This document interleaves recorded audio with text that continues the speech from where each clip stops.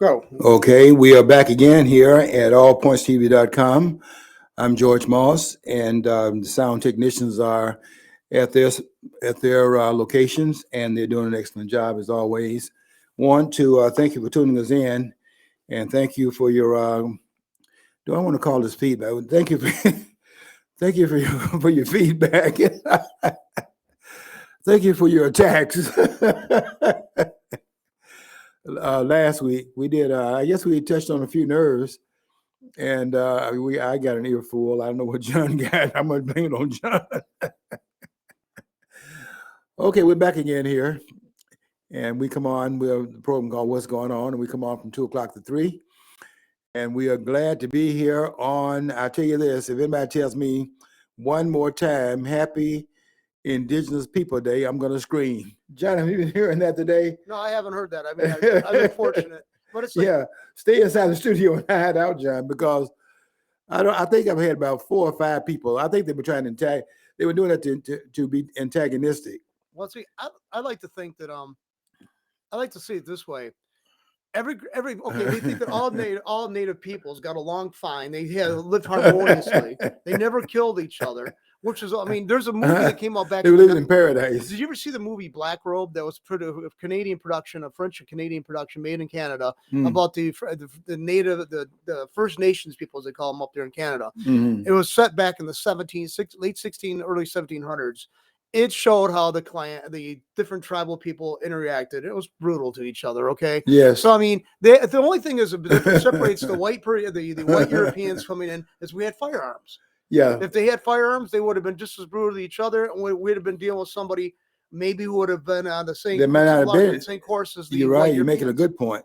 There might not have been any indigenous people over here if other had guns. Well, they certainly didn't seem. They certainly didn't seem to refrain from using them. And once they got exposure to them, they rapidly learned how to use them. They sought them out. They traded for them. Firearms, let's face it, were the game changer. That's right. And they want to go on about that, but I mean, it's humans treating humans badly, but that's all it is. But they want to put it out. They want to export this kind of more like demonic thing to the white European. Yeah, that's right. Yeah. You're making a good point. I will tell you. Well, you're talking about the Umamans. There's a poem. I forget. It was Hilaire Belloc, the poet, the English poet, who in 1890 said, in terms of the conquest of Africa, and don't forget, Africa was the last continent to be conquered, by Europe. Many people think Africa was conquered by Europe during the 14th century when the African slave trade, called the European slave trade, began in Africa. Don't forget, it was the Europeans involved there. They put the name European on it, but it was really the African slave trade that had existed before that, and there had been a slave trade in Africa by the Arabs something like 700 years before there was a slave trade in Africa involving the Europeans. I want to get that straight. But Hilaire Belloc, Belloc, the British poet, said, and this is the poem he wrote in 1890, the year in which the Maxim gun, the first machine gun, the Gatling gun, he said, no matter what happens, we have got the Maxim gun and they have not. And that was a game changer, because no matter what they might have wanted to do in terms of conquest in Africa, it was impossible for them to conquer Africa, because the quote unquote, the jungle, that means the brush, the heavy brush, overbrush, and that was stronger than cannon. And some of the kings were telling them, as they were firing those cannons from offshore, that the bush is stronger than the cannon. Firing those cannons in there, and what's that going to conquer? And they were unable to conquer Africa for another reason, and that was the malaria and the tsetse fly. we had not we didn't have quinine at that point, and the idea, see, Africa was a European graveyard, and so many of them, those who wanted to go into the interior, weren't able to do that for a number of reasons, and one of them was what Bassett Davidson says in his book called. Listen to the title of this book by this great European Africanist, because Bassett Davidson was a very African-oriented European, and so he wrote this book. It was originally called Black Mother, and then he changed it to the African Slave Trade, and that's about the appropriate name for it, because if it had not been for the role of those on the continent of Africa participating in it at the initial points of the slave trade would have been impossible. And that's what this European historian was saying to Don Lemon a couple of weeks ago, when he tried to say when the Queen died. Everybody wants to put their hand out and start asking for something that they didn't work for. And they thought that this would be a good time to raise the question again. There ought to be some payments made out of the British Treasury. And so they couldn't let this pass. The Queen Elizabeth II had died, and they couldn't let this pass without making some claim of restitution. And they said, well, the Queen has all that money, and she has passed deceased, so she doesn't need it. Where's she going to spend the money? Already have the money in heaven. And so, milk and honey doesn't cost that much. So now the idea is that before Philip gets in the kingship, we can now ask for some money. And this British historian told Don Lemon, because he thought he was going to have a heads up on the conversation.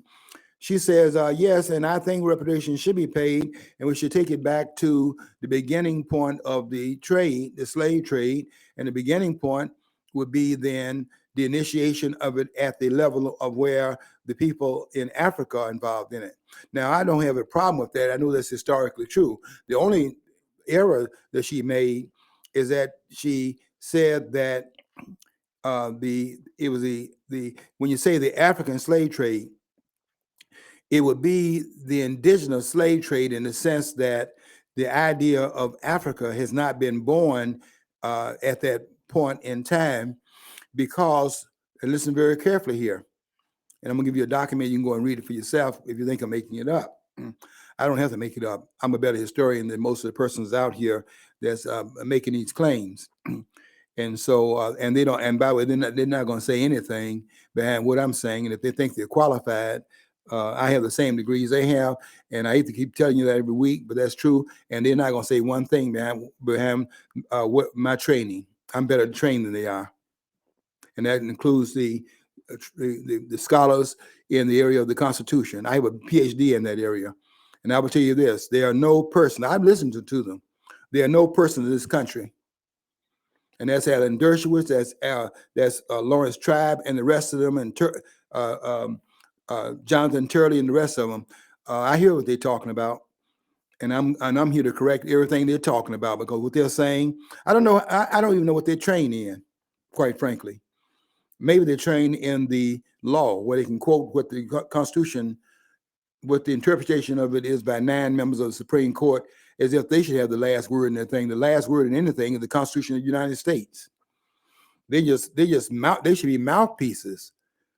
You talk about scholars, they should be mouthpieces of the Constitution. They should be mouthpieces of the framers.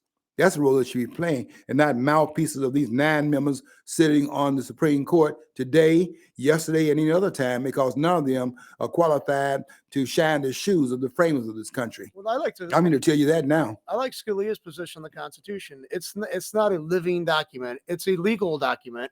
It's like it's written. It's written. Okay. Right. There's you can go back and like check out the personalities of the characters who designed it, all that. But other than that, It's written. Okay, it's like I get the same thing with people doing that with the Bible. Okay, Yeah. you could put a different translation of the Bible, Mhm. but you could take in or add in or whatever you want to on that. And I'm opposed to that.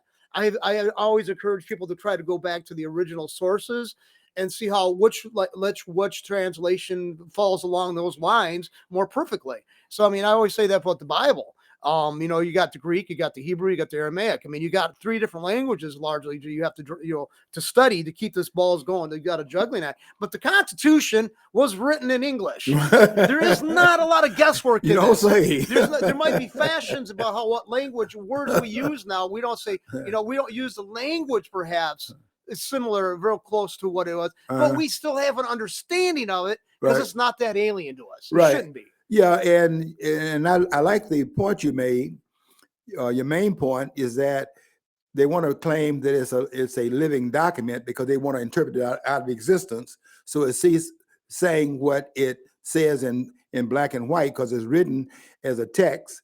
And if you want to avoid that or avoid the text that is written, you have to then do Article 5, which is the amendment process of the document. You just can't, out of fiat understandings of it, begin to change it because you disagree with it because it's no longer quoted what you claim is modern. It's a document written and drafted September the 17th, 1787.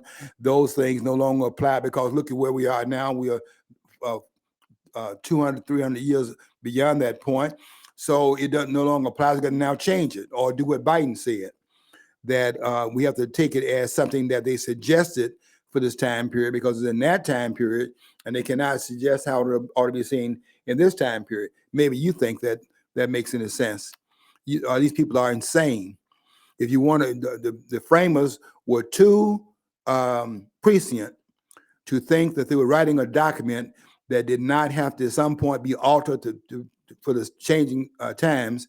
And that's why they put Article 5 there, which was a way to amend the document if the need for its amendment would take place. There's an orderly way in which to do it, to update it, to then take in circumstances that did not prevail in the time of the drafting of the Constitution, which was drafted September the 17th, 1787. So I don't want to get too far into that, but I do want you to know that I'm not taking, you don't call, when you call my house, I think it was a little bit of mockery because they know I'm going to come to the studio today to say something about this. And they wanted to pre-up. They want to pre-up what I'm going to talk about. I want to talk about y'all, not you all, y'all. This idea that you're going to call me up and you're going to tell me Happy Indigenous People Day. Can you tell me what the Indigenous people did on that we should be celebrating on this day? Let me tell you something, and let me tell you who you're messing with, because some of y'all got to be reminded. I have some students out here right now. They went off and got these degrees and came back, and they're gonna start teaching me now, and they're gonna try to jam me up because they got a degree and they think that they now can talk on this level. You can go get 5 degrees, you can't talk on this level, and I'm here to tell you that in case you didn't know it. You know what? If you actually look at the process of degree, they have you take these classes where you read these certain books. They're giving you a skewed view already. They're giving you what they want you to consume. Okay. Now the person who goes through all that and then says, okay, this is valid. This point I can evaluate it because I have a better understanding of the overarching historical process. Mm-hmm. That's where the person who was educated, who I would take, like I would often say, and you've heard me say, I had a better education arguing with people after class in the smoking section than I did sitting in the classroom. Right. Because if you had because you're a student. Yeah, that's what you do is you study, you take a position, you argue that out until you can no longer argue with that and you have to jettison it. That's how you come to conclusions that are intelligible. And they're definitely not as well educated today as they were back in the time period when you're doing that, because now you're not allowed to have another opinion about it. There's no discussion. This is the point, and shut up, and here's the test. That's not the way the educational system ought to be operating, but that's the way it operates today.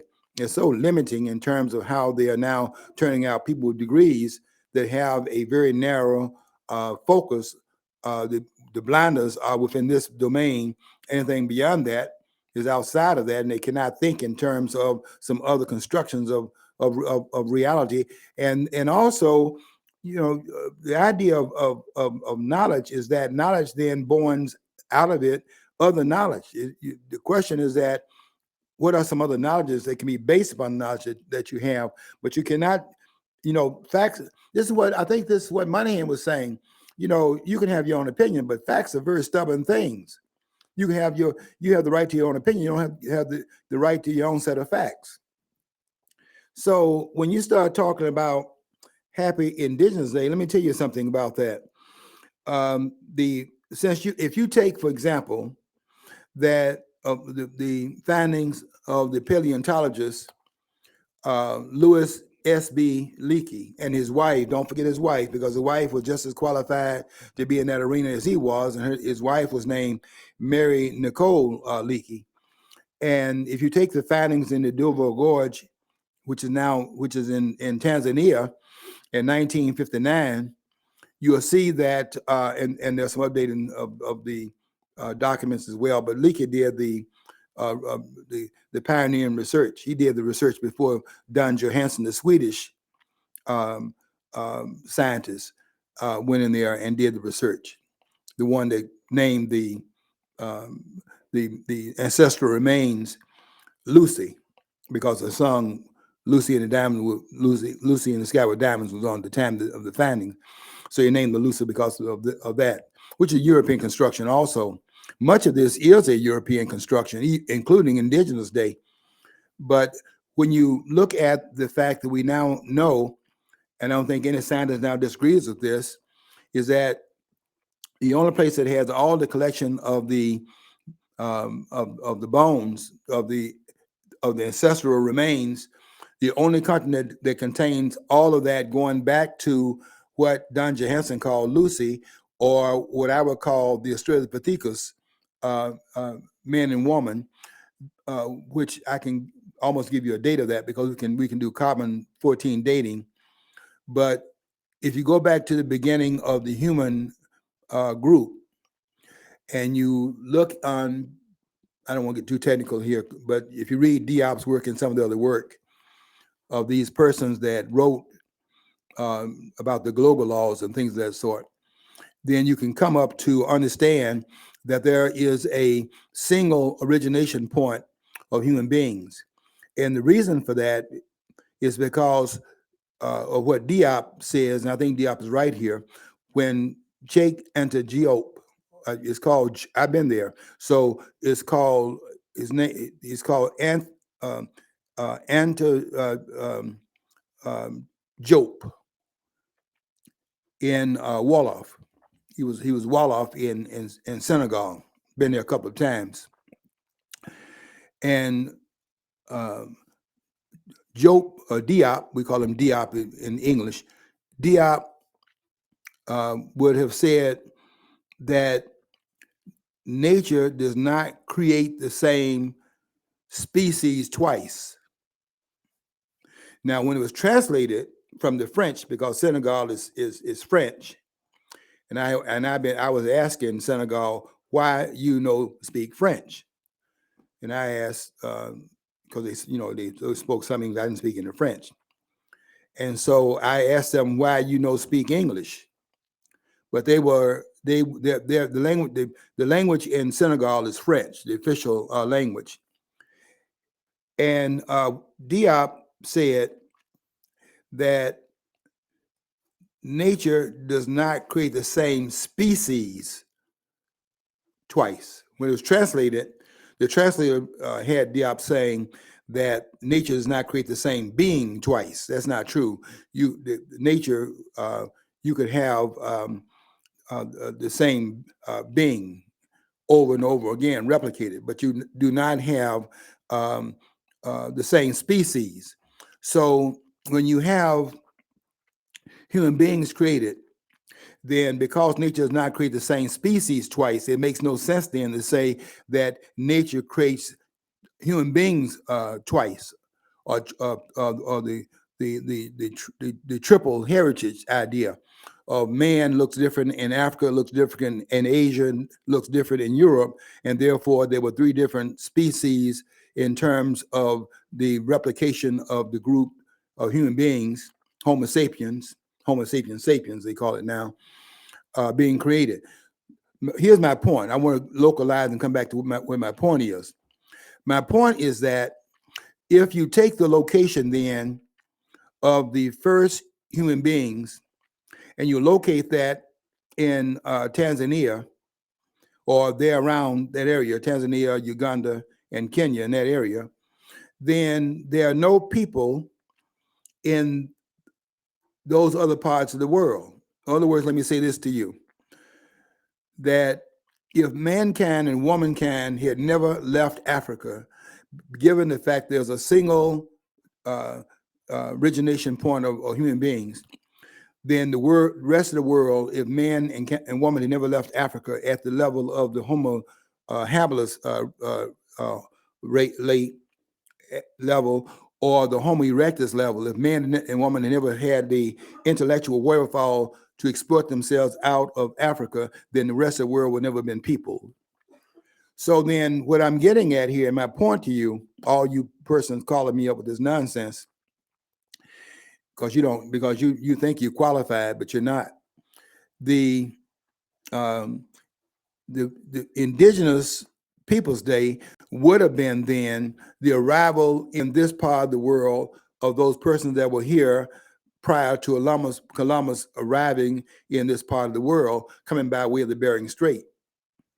Because you can reach this part of the world by going from Africa to Asia, across the Bering Strait, into North America, now Canada, the connection of Canada and the eastern part of Asia.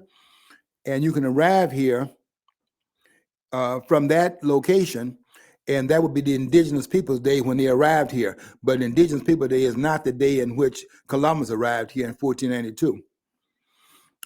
You cannot tell me that you celebrate on this day Indigenous people because they're sitting here, quote unquote, and this is what you have to contend, they're sitting here waiting to be discovered, when the fact of the matter is that they knew they were here. They didn't have to be discovered because they were already here and they knew they were here because they had come out of another part of the world and they had arrived here at that point. Now, if we knew the date of that, that would be Indigenous People Day. Well, is that true or not? I like to see this too, though. I've heard a lot of these people, especially from the Hispanics, Latinos, whatever Latin culture, they protest about what Columbus did to their people, but they're still using either Spanish or English to talk about it. If you want to go far enough back and really embrace it, then you'd have to go back to the tribal languages your people had back before the arrival of the Spanish or the English. So I mean, it's another thing. It's true. The point I constantly make is this. Okay, all of Europe was not called, Europeans didn't call themselves Europeans, right. Okay, for one thing. That was an outsider labeling us. Sure. Britannia was actually something the Romans called that land. The word the Albion actually was, or whatever, actually what the people called themselves. Mm-hmm. The Dutch didn't call themselves Dutch. The Germans didn't call themselves German. The Hungarians didn't call themselves Hungarians. They called themselves Magyars. I mean, all these people, the names that we're dealing with currently are from outsiders labeling us. Yeah. You see, that's another thing that we don't get to, and that's a very good point. John is too smart sometimes. I'm always marveling, and we talk a lot of times off camera, and I'm constantly marveling at his the wide range of his scholarship. You read. He's a reader, so I shouldn't say I'm surprised. I am always amazed. I think that would be a better way of putting it. You see, the people do not see the fact that the naming is not always an indigenous naming that goes on. Sometimes it's an imposition from the outside. That is a point being made, by the way, in the book written by the late Ali Missouri, the Kenyan scholar, who had the book out, which there was a TV series called The Africans on PBS, just before Louis Gates did his part, called The Wonders of the African World, when Gates came and did his part in 2000. Before that, back in, I think, the 80s, you would have had Ali Missouri writing the book called The Africans, out of which they did a 6 part, I think it was a 6-part, could have been more, series that he called The Africans. It's a very good series. You should maybe go back and look at that before you look at Gates's piece. And one of the points that Ali Missouri made in chapter 5, I think it is, because the book is called The Africans, the Triple Heritage. He's talking about the indigenous heritage, the Christian heritage, and the Arab heritage, the triple heritages that made Africa what it is today. When you look at chapter 5, I'm pretty sure it's chapter 5 in the book by Ali Missouri, he says that one of the ironies of colonialism is in the aftermath of slavery. Africa was not colonized at the point of the slave trade. That would have happened later. The carving up of Africa during the colonial period would have been in the aftermath of the Berlin Conference of 1884, when Bismarck and some of the others were overseeing a meeting in Berlin, and the meeting in Berlin would have led to the people beginning to race. There's a book out by David Levering Lewis called The Race to Fashoda, and the race is people racing to get to the territory and claim it for themselves, but that's not doing 1444 or 14 whatever, 15 whatever year you want to say. That's in the 19th century. And you can, don't take my word for any of this, go and check it out for yourself, including the 8-volume work written by, that was in fact put out by UNESCO as a paid for people in Africa writing their own history.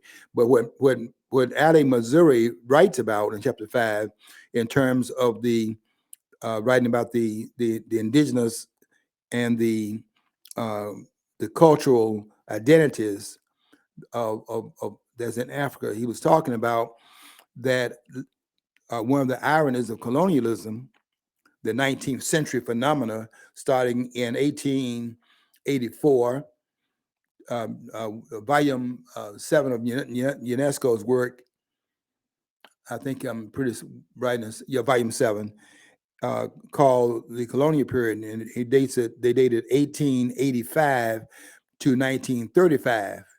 So the colonial period is a much later period in African history. The idea of the slave trade is before the colonial period. And we have to separate that in our thinking about when one occurred, which is the one we talk about. We don't talk about the Arab slave trade or the indigenous slave trade on the continent of Africa. We talk about the European part, and because that's where our interest is. I can tell you about that as well if I get a chance. But I don't want to spend all my time on this. But since you raised the issue, I want you to know what you're dealing with, so you won't do that next year and make a fool of yourself. Because that's what you did. You called me and waste my time. Okay. What Ali Missouri says is that one of the ironies of colonialism, he's talking about the 19th century now, the 1800s, and the late 1800s, one of the ironies of colonialism is that it took African colonialism, in other words, Europeans, the conquest of Africa by Europe in the 19th century, it took European colonialism to tell the Africans that they were Africans. And that might be shocking. I've said that to scholars, and they claim to be scholars in this area, and they are shocked to hear that.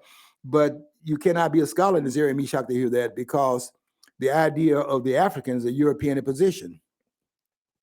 Isn't that true? Or do you accept that now? Those of you who were contesting that when I first of all, made that statement some years ago. The fact is that the idea of the African as a continental group does not come from Africa itself. It's because you don't see yourself as a continental group, because you're inside of the forest, and when you're inside the forest, you're blocked by the trees in the forest. It's outside the forest you see the whole network. The holistic view is an external view. It's not an internal view to Africa. And so when you're inside of Africa, what the trees are the cultural reference points. And those are not racial reference points in Africa. They are ethnic, and they're still ethnic today. I remember when I took some students over to Africa in 2006. I went there with part of the. We went to Dr. Amayano was the person that sponsored the trip from the university, and I was going along to be one of the chaperones. We have three different campuses on the university, and one of the students, I won't tell you what the campus was here, but one of the students was from one of the three campuses. I mean, we are located in Flint, we are located in Dearborn, and in Ann Arbor. And so one of the students from one of the campuses raised a question inside of, we had workshops, and one of the students in the workshop raised a hand and said, how soon do you think it would be, she said, she asked, before we have a president of Africa? And the person that was in fact teaching the class that day said that he thought it would be at some point in time in the future, and blah, blah, blah. And I had to raise my hand to object to that. And I told them that there's not going to be a president of Africa. And the idea that there would be a president of Africa comes out of the European gaze, G-A-Z-E, gaze, the cultural imposition. That's the external view of Africa.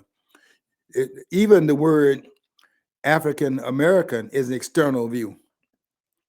That view is not accepted on the continent of Africa. You can take my word for that. I've been there, and I've been all over the continent. And I will tell you, I've asked that question in Africa to almost all the persons that I meet. The only ones that would ever agree with that would be the ones that are in the scholarly domain. They want to see a Garveyist type of view of Africa, but Garvey was outside of Africa also. In fact, Marcus Garvey never even saw a silhouette of Africa. You know, Marcus Garvey was a great Jamaican founder of the, well, you say founder of the Back to Africa movement. The question is that you can't go back to Africa because you haven't been there in the first place. And that's what Clarence Walker was talking about in his book called "We Can Never Go Back Home. We Can Never Go Back Home Again." Of course, they hate his guts writing that book. But that's this ceremonial longing for a past that you create in your imagination that you think you can go back to, as if they waiting for you to come back home, like Kunta Kinte and Alex Haley's nonsense. Okay, so to understand, and that's the only argument I had with the woman that was arguing with that was teaching Don Lemon. She wasn't arguing because he wasn't qualified to be on her level to talk about this, but she was talking about you have to go back to the source. And the source, she said, were the Africans. That part is wrong. The source would be the ones that were indigenous to the continent of Africa, but the idea that they're Africans has not yet been born yet. That's a 19th century phenomenon when the prototype was to see all of them as one people. If you think there's one people in Africa, go there and look for yourself. You can go there to where I think I was in Africa last. No, it wasn't when I was in Africa last. That's when I went to South Africa for the second time. You can go and just look at the Constitution in South Africa, the most developed country in Africa, and see that that in that place where the roads are nice, the infrastructure is better developed. You go to Cape Town, and you go to Johannesburg, and you will be amazed at what you see. It's well developed. You won't find another country in Africa developed the way South Africa is developed. It's the only country that could have housed the World Cup in 2010. No other African country could have done that. And that there's a whole lot of reference points to that. But if you had been there when I was there the last time in Don't tell me. I was there first time in 2008. I'm thinking somewhere around there, 2007, 2008. I think it was there 2008. The first time I did some workshops there, and ran afoul of some of the authorities there. Okay, that's a whole different. I have to tell you about that sometime too. But when I went there the second time in 2000 and these dates are kind of receding in my. I'm not exactly sure, but I think it might have been around 2014 or 15, which was my second visit to South Africa. What I noticed when I was there, because I wanted to look at the Constitution of South Africa, and what I noticed there is that in the Constitution it recognizes about 12 to 13 different languages as the official languages of the country. Now the question is, why would they do that if there's a singularity in the African identity, and there you could say that they are Africans? If they see themselves that way, you would not have to have every language that's in that particular polity recognized in the Constitution as the official language.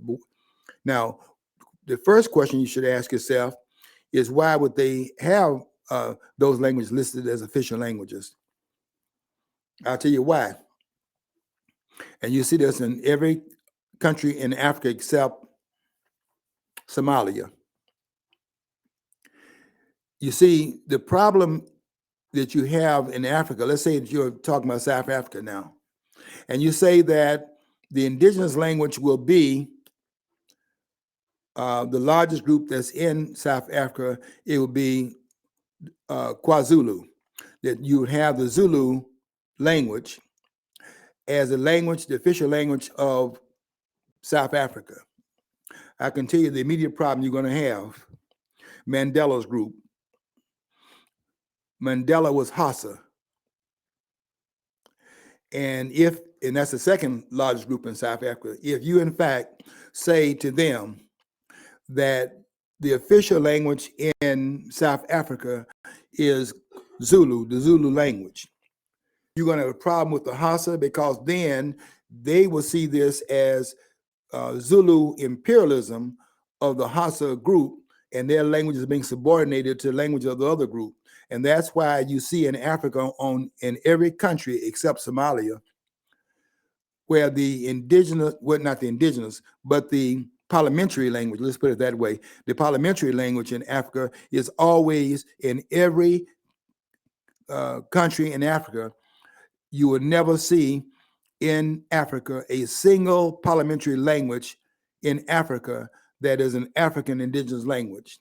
And Swahili is not indigenous because it is a combination of some words in the continent of Africa script, and is also Arab. And the combination of those Swahili, Kiswahili is a hybridization language. It's a Korea. There's also probably, because of the Arabic, and there's probably so far isolated from the original speakers of Arabic, probably some proportion of it's creolized. Yeah, that's the way it is in terms of and it's a trick. And then look where you have the language. Anytime you're on the shores of anything, any continent, then you are a trade nation. So in trading, you're having borrowings of languages you have to trade in. You have to understand some words of the trading group, because you're bartering, and you are trading various goods that you don't produce yourself, but you have to have the goods from other source, and you have to be able to talk in the language, at least some of the words that allow you to barter. And those words then are incorporated because they are trade words. And that's how you create hybridization in different cultures. You blend cultures through the trading routes and through the traders that in fact come ashore and begin to interact with the population and so on and so forth. Now, don't let me leave my main point here. And that is that if you talk about Indigenous Day, Indigenous Day would be, if you say Indigenous People Day, the Indigenous People Day would be the date in which the arrival of the ones that were there when Columbus came, those that were who had arrived there earlier, whatever day that was that they arrived, that's Indigenous People Day on that particular day.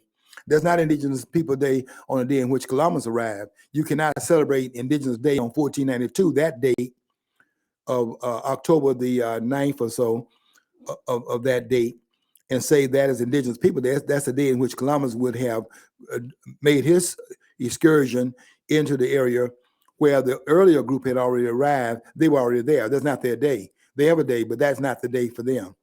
That's Columbus's day. Besides, from my understanding, Columbus never set foot on what we consider the North American continent. No, he didn't set a foot. That's another point to be made.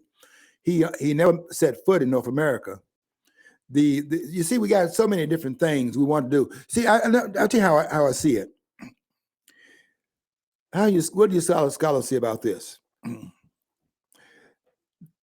The idea they want to change it from a Discovery Day on the part of Columbus, and we want to make it an Indigenous People Day. This is basically the what I consider to be the anti-white racism among whites. You know, what whites are doing in this country is they are so afraid. I don't want to necessarily use the word afraid. It's not like they are cowering in fear, but they are That's pretty accurate, though. Yeah, it is. Yeah, it is. Yeah, I guess it will. They're so paranoid. You know, they made racism such a bugaboo that they're paranoid about being labeled racist. So then they want to be anti-racist, and they're now saying all it can be is anti-racist. In other words, whites are it's normative for white to be racist. So if they're anti-racist, then they're anti-racist. The racist is the fault line, and they can be against that. So what you have here would be in terms of the Indigenous People Day. This is basically Europeans talking, by the way. Ain't nobody else saying this. You're not saying. Then ain't no Indigenous people bothered by any of this stuff. They're not saying that. They're not. You can say what you want to about the Atlanta Braves. You didn't see no Sioux raising the question. The Atlanta Braves, they didn't. They thought that was a way of acknowledging their presence, and it was the other group, the European group, that had a problem with want to change the name and make it something else. Here's the thing is too. I just saw the special on the Cherokee Indians. It was a YouTube thing, not special, a video.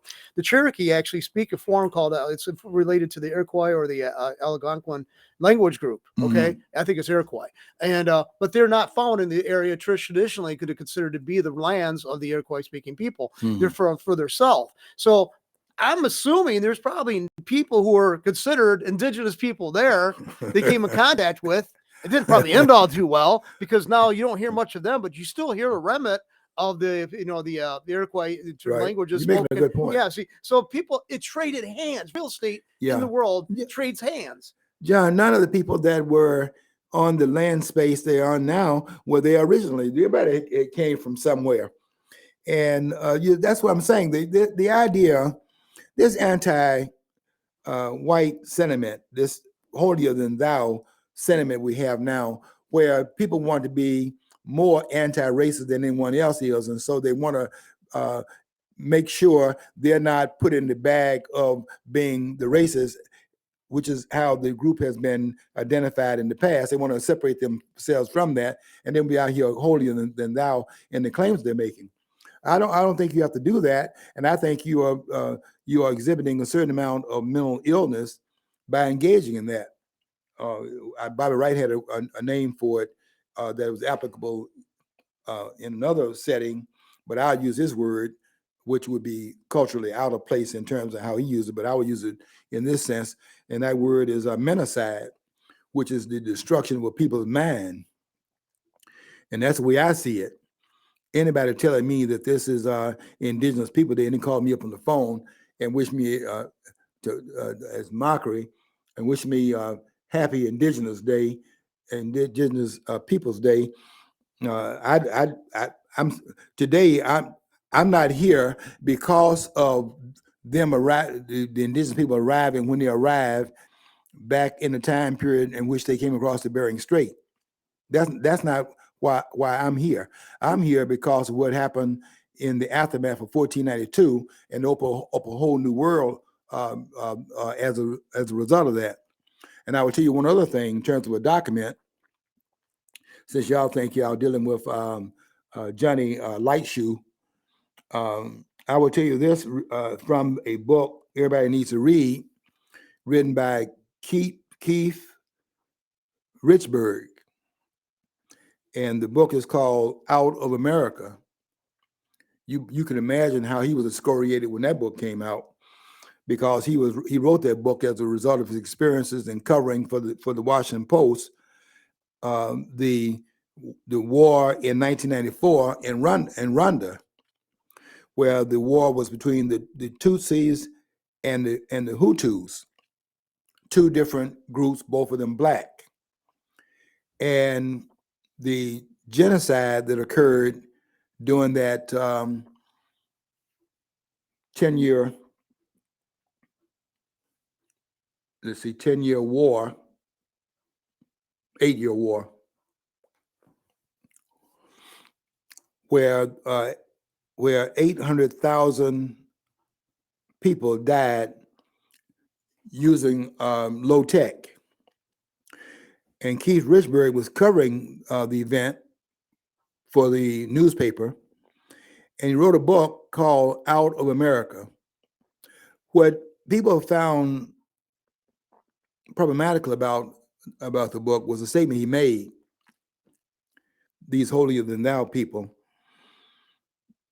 He said, as he saw heads floating down the Congo River, he said to himself, "There, but for the grace of God, goes I." Now, a lot of people, he couldn't go anywhere and speak because everywhere he went, they were there waiting for him. But I want you to understand his point. And his point has to be understood, to be appreciated. On the one hand, because you have two different things going on here.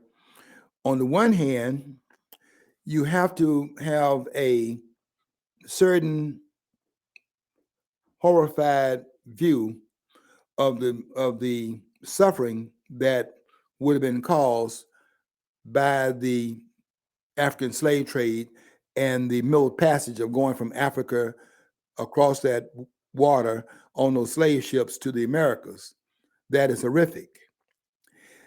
But at the same time, to say that those that survived that and then produced the generation that's here now, and then to claim that they're not the beneficiaries of that, and they should be appreciative of the suffering to which they have benefited, you're not allowed to say that, but that's exactly true.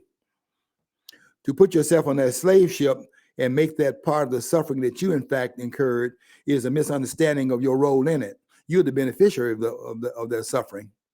And while you can be sympathetic to the suffering, you have to be also appreciative of the fact that they withstood the horrors of that, to which you are now the beneficiaries of it. And you have to be able to see both of these things in terms of the historical record, because both of them have to be brought into the conversation. You see, they don't see that. Okay, don't get me started on that, because I'll be talking about a lot of other things there as well. A lot of these points are tumbling a lot of these things tumble into another conversation. But don't call my house thinking you're going to teach me anything, is what I'm saying here, because you don't have anything to teach me. You may think that you do. Those degrees pale in comparison to my training, because I have done a lot of training outside of the classroom. And I'm challenging all the scholars. They're not going to say anything. I'm definitely going to challenge them on the Constitution, because I hear them saying something out there that's outrageous. I can't believe some of the things I'm hearing by people, because they're on television and they can say a lot of things there, but I'm sitting there saying, what? Because a lot of that, they must not have read the document very carefully. Okay, the point is that we can be very appreciative of the day without going into all these theatrics, going to creating all these calisthenics, twisting our mouths and becoming physical contortionists, and making all kinds of statements that in the end say that we've lost our mind, trying to be politically correct rather than standing up on the record and being honest enough to say this part of the record and other part of the record, and do so without being ashamed of the history that cannot be changed, because you can't go back in the past. No matter how many time machine moves you make, you can't go back in the past and recreate that and make it something different. And you cannot even get away, I'm not going to get away with it, of trying to judge and evaluate the past based upon present conditions and how things have changed over time.